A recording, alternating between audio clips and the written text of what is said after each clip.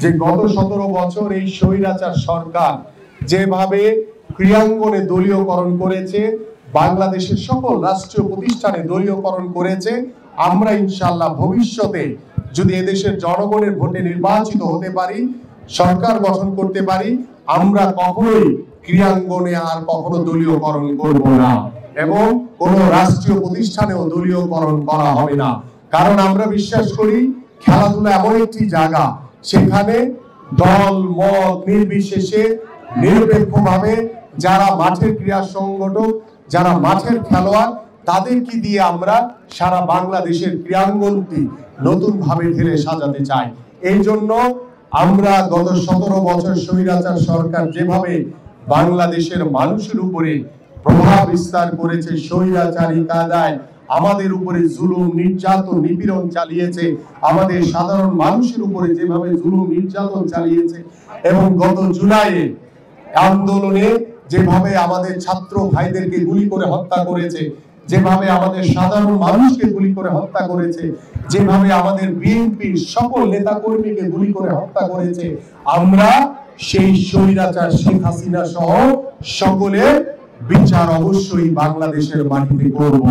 এবং আমরা চাই যে চলমান যে কথাটি রয়েছে যে অন্তর্বর্তীকালীন সরকারকে আমরা কিন্তু সার্বিকভাবে সহযোগিতা করছি।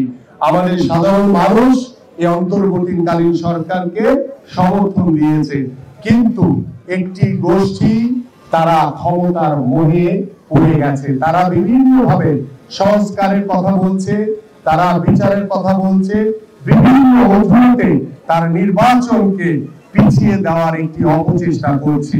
কারণ তারা স্বৈরাচার শেখ হাসিনা যেভাবে জোর করে ক্ষমতায় বসে বাংলাদেশে আজকে ফ্যাসিস্টের উপাধি নিয়েছে, আজকে সেই আওয়ামী লীগের বিভিন্ন রাষ্ট্রীয় প্রতিষ্ঠানে আওয়ামী লীগের প্রেতাত্মারা এখনো সেই রাষ্ট্রীয় প্রতিষ্ঠানে বহাল তবিয়তে বসে আছে। আপনি ক্রিয়াঙ্গনের দিকে তাকান, সেখানেও আওয়ামী লীগের প্রেতাত্মারা এখনো বহাল তবিয়তে বসে আছে। কিন্তু এই আওয়ামী লীগের প্রেতাত্মাদেরকে রেখে এই অন্তর্বর্তীকালীন সরকার সংস্কারের কথা বলছে, তাদেরকে রেখে কখনোই সংস্কার করতে পারবেন না আপনারা। বাট আমাদের মাননীয় ভারপ্রাপ্ত চেয়ারম্যান জনাব তারেক রহমান 2023 সালের 13 জুলাই বাংলাদেশের রাষ্ট্র কাঠামো মেরামতের জন্য 31 দফার রূপরেখা দিয়েছেন। আমরা সেই রূপরেখা আমরা প্রায় 2 বছর আগেই দিয়েছি। আপনারা যেমন সংস্কার চান, আমরা অবশ্যই সংস্কার চাই।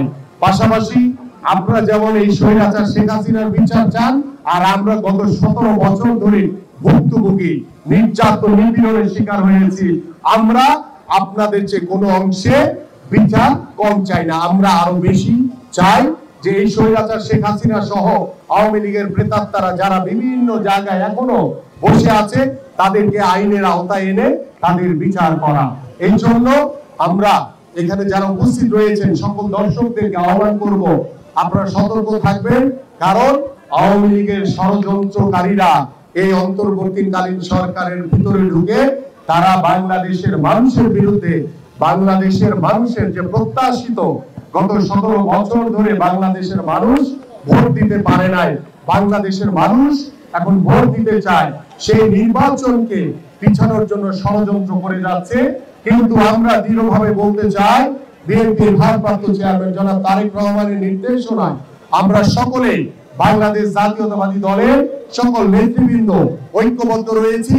এদেশের সাধারণ মানুষকে সাথে নিয়ে আমরা সুসংগঠিত রয়েছি এবং ঐক্যবদ্ধভাবে ইনশাআল্লাহ বাংলাদেশের মানুষের যে প্রত্যাশা যে আগামী ডিসেম্বরের ভিতরে একটি অবাধ সুষ্ঠু নির্বাচন বাংলাদেশের মানুষ দেখতে চায়, সেই নির্বাচনের মাধ্যমে বাংলাদেশের জনগণের সরকার প্রতিষ্ঠা হবে এবং সেই জনগণের সরকারই একমাত্র পরিপূর্ণভাবে বাংলাদেশের রাষ্ট্র কাঠামো সংস্কার করতে পারবে, পরিপূর্ণভাবে স্বৈরাচার শেখ হাসিনা সহ বাংলাদেশের যত আনাচে কানাচে আওয়ামী লীগের প্রেতাত্মারা ষড়যন্ত্রকারীরা ঘুরে ফিরে বেড়াচ্ছে, তাদেরকে আইনের আওতায় এনে তাদের বিচার করা হবে এবং বাংলাদেশের গণতন্ত্রকামী মানুষের যে প্রত্যাশা, বাংলাদেশের পরিপূর্ণ গণতন্ত্র আমরা প্রতিষ্ঠা করতে পারবো।